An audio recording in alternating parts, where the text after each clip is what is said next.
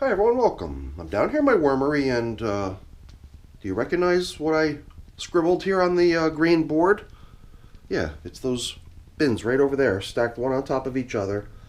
And I wanted to just really quickly go over the game plan for today because I gave this a lot of thought. And at first I thought we would do a carbon copy of the last check-in from 9 days ago where I just came down in here with a bunch of coffee and my worm chow.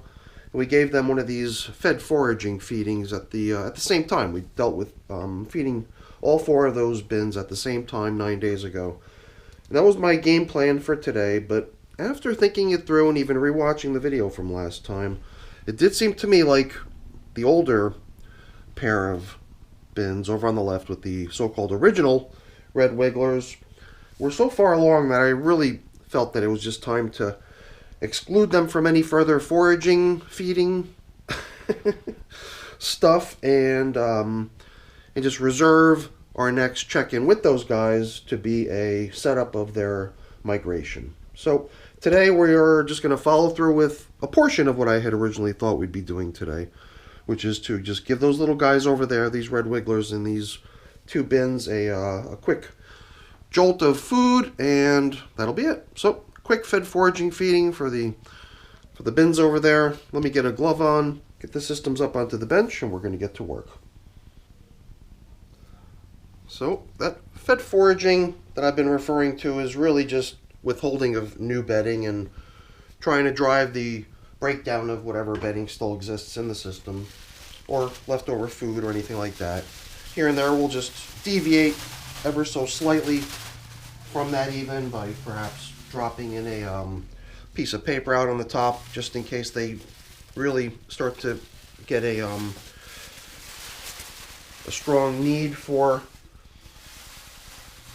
some sort of a paper product or bedding type material.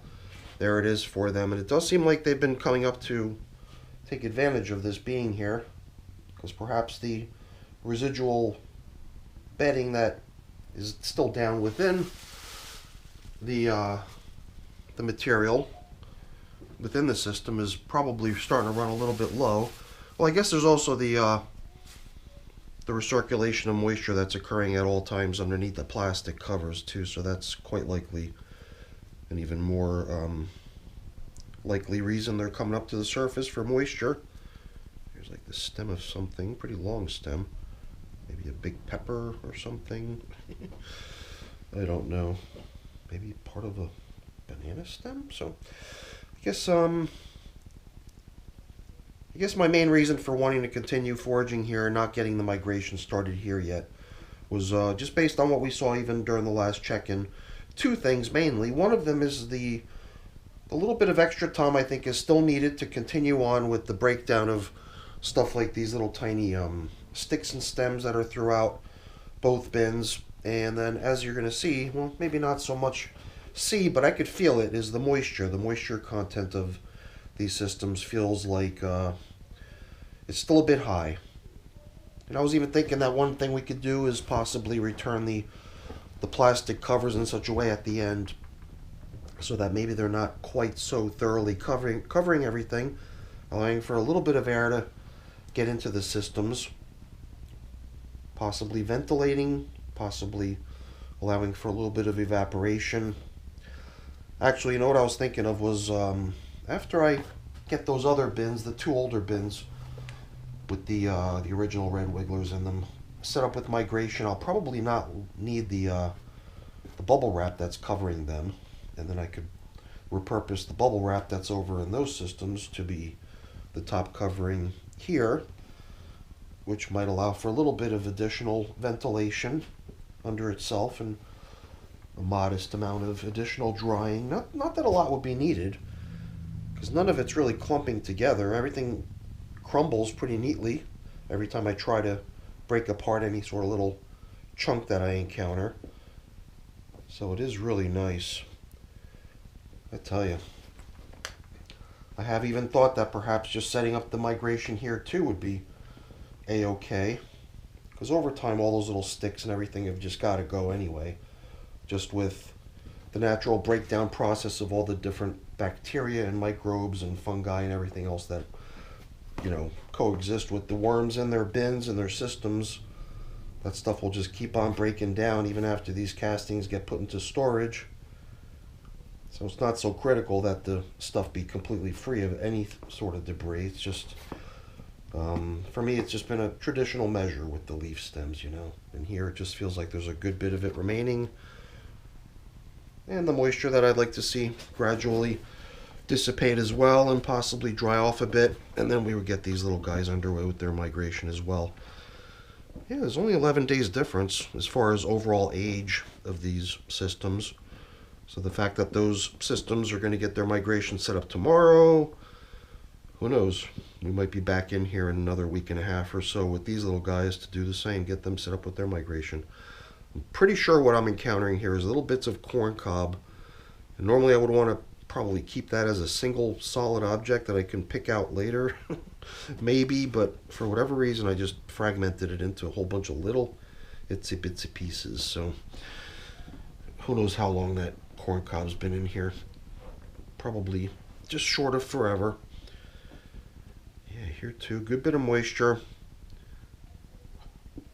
And if it was like a sticky, sloppy kind of a moisture, I think it would be sticking to my gloves a whole lot more than what we're seeing here. So this stuff, I don't know, just seems very manageable, nice and crumbly.